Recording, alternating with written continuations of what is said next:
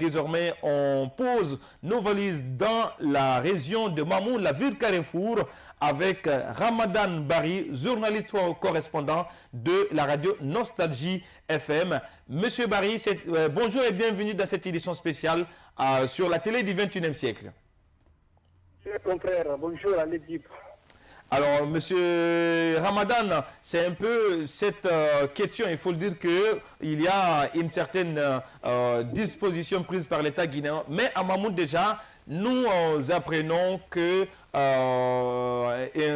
l'école primaire de Lopé a été attaquée dans la nuit de ce vendredi par des inconnus et qui ont reçu notamment à incendier 2 salles de classe. Il faut dire que cette école est prévue en ce qui concerne notamment, devrait servir de bureau de vote. D'abord, dites-nous qu'est-ce qui s'est passé réellement en ce qui concerne notamment de cet incendie enregistré dans la ville Carrefour de Mamou. Effectivement, cher confrère, vous n'êtes pas sans savoir, la date prévue pour les élections législatives couplées au référendum doit se tenir demain selon les autorités guinéennes et la Commission électorale nationale indépendante. Et depuis de moments, Mamou était complètement... oui, allô? Oui, je vous reçois, vous êtes à l'antenne, allez-y. Ok, rencontre de difficultés dans ce domaine après l'incendie, disons, du bureau de monsieur le procureur de Mamou. Oui. Donc, hier, dans la nuit du jeudi à vendredi, dans la nuit de vendredi à samedi, l'école primaire de l'OP et celle de Télico ont reçu une visite nocturne des inconnus qui ont mis à sac, disons, surtout l'école primaire de l'OP qui a 3 bâtiments.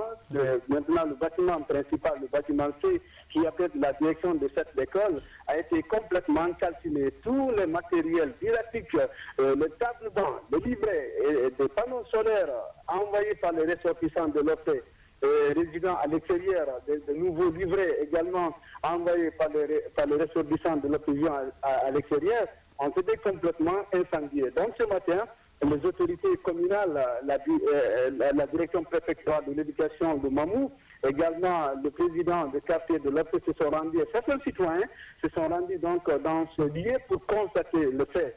Mais vraiment, c'est selon les autorités qui ont qualifié cet acte d'acte criminel, un acte anormal, puisque les écoles n'ont rien à faire avec les élections.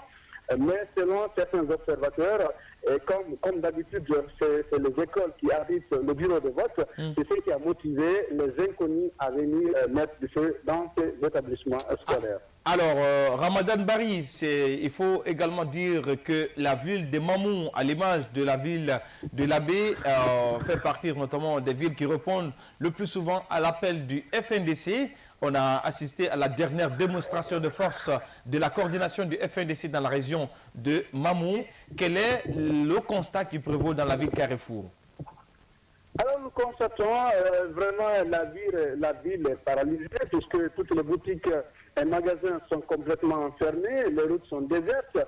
Seulement on peut voir quelques éléments à la direction préfectorale de l'éducation de Mamou, surtout les enseignants qui sont venus pour retirer les primes d'incitation. Et nous venons d'apprendre tout de suite et également le matériel électoral de côté de la sous-préfecture de Forêt-Dakar, située à 55 km de la commune urbaine de Mamou, ont été également incendiés par, disons, les opposants donc, de ce troisième mandat et également opposés à ces élections législatives et référendums dans notre pays.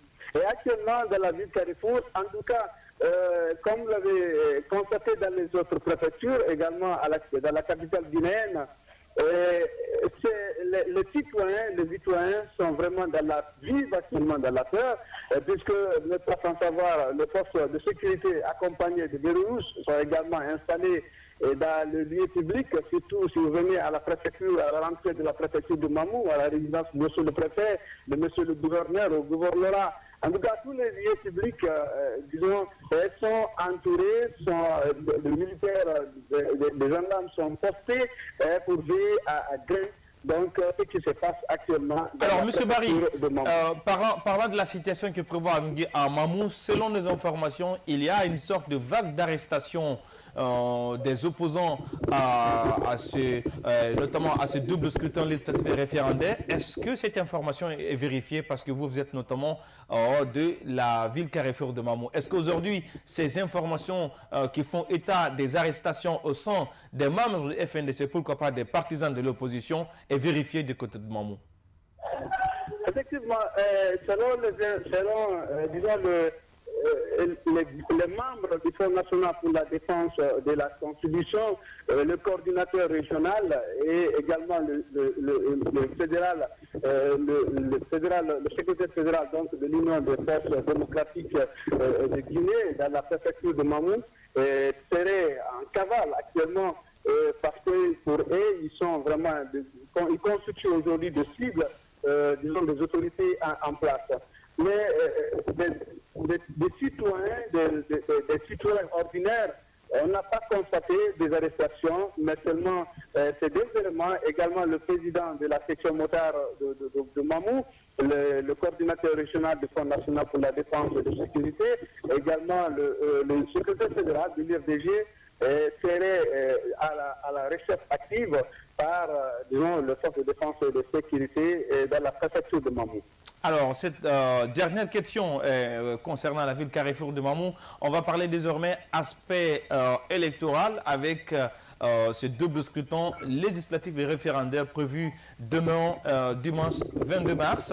Est-ce que du côté de Mamou, on sent de l'engagement pour notamment la tenue de ce double scrutin en termes de présence du dispositif électoral, du matériel et pourquoi pas de choix des bureaux de vote et même l'engouement qui prévaut aujourd'hui au sein des citoyens de la ville Carrefour en termes de vote? Vous savez, les matériels électoraux sont confinés au bâtiment autonome de Mamou. On ne peut pas parler d'engouement actuellement dans la ville Carrefour, voyant la situation très tendue aujourd'hui. Est-ce que les bureaux de vote sont identifiés? Les bureaux de vote, est-ce qu'ils sont identifiés aujourd'hui? Et bon, actuellement à la rencontre du président de la CEPI de Mamou, M. Keta, pour lui qui estimait même de ne pas organiser des élections ici dans la région, voyant aujourd'hui la situation et qui prévoit... S'il vous plaît, rappelez ce passage, s'il vous plaît, parce que c'est une information importante. C'est le président de la commission communale de ces élections de Mamou qui souhaiterait le report. Je disais alors, il y a certains quand même matériels qui sont actuellement gardés au bâtiment autonome de Mamou. Et actuellement, ils ont parlé quelques bureaux, disons dans la commune de Mamou. Mais actuellement, on ne sait dans quel lieu,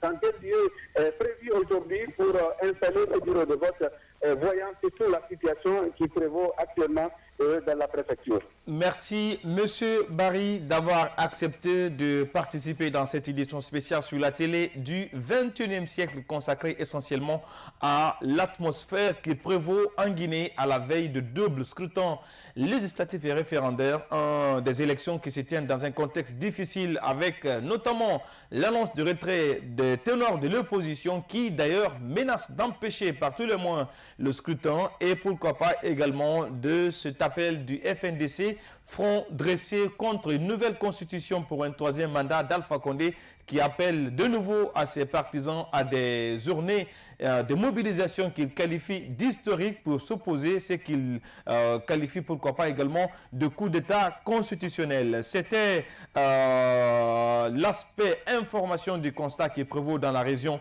de Mamou. On va essayer également de continuer notre tour d'horizon vers d'autres préfectures de l'intérieur du pays pour prendre le pouls de la situation. Mais avant de continuer cette édition spéciale, en ce qui concerne notamment le constat qui prévaut à Dingiraï, pourquoi pas à Gawal, nous allons marquer une courte pause et nous revenons juste après ça.